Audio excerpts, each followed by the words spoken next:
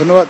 শেখ হাসিনার গ্রাফিতি মুছে ফেলার বিষয়টি একটা ভুল বোঝাবুঝি থেকে হয়েছে। আমাদেরকে ঢাকা বিশ্ববিদ্যালয়ের কর্তৃপক্ষ জানিয়েছেন যে ওনারা এই গ্রাফিতিটা আবার নতুন করে করবেন এবং ঢাকা বিশ্ববিদ্যালয়ের কর্তৃপক্ষ ওনারা একটা সিদ্ধান্ত নিয়েছেন। বিশ্ববিদ্যালয়ে আইন বলে ওনারা এই জুলাই বিপ্লবের যে স্মৃতি স্মারকগুলো ঢাকা বিশ্ববিদ্যালয়ের ক্যাম্পাসে রয়েছে, এর মধ্যে গ্রাফিতিও রয়েছে, এগুলো ওনারা বিশ্ববিদ্যালয়ের কর্তৃপক্ষ নিজ দায়িত্বে ভবিষ্যতে সংরক্ষণ করবেন।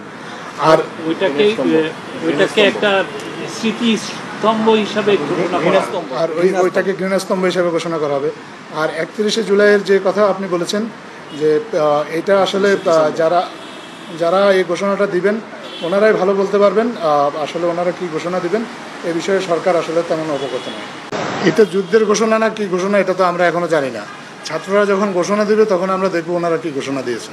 যতক্ষণ পর্যন্ত এই ঘোষণাটা না হবে ততক্ষণ পর্যন্ত বিষয়টা আমাদের কাছে স্পষ্ট না, আর এবং যতক্ষণ পর্যন্ত আমাদের কাছে বিষয়টা স্পষ্ট না ততক্ষণ পর্যন্ত আপনাদেরকে স্পষ্ট কোনো কিছু বলা আমাদের পক্ষে সম্ভব নয়।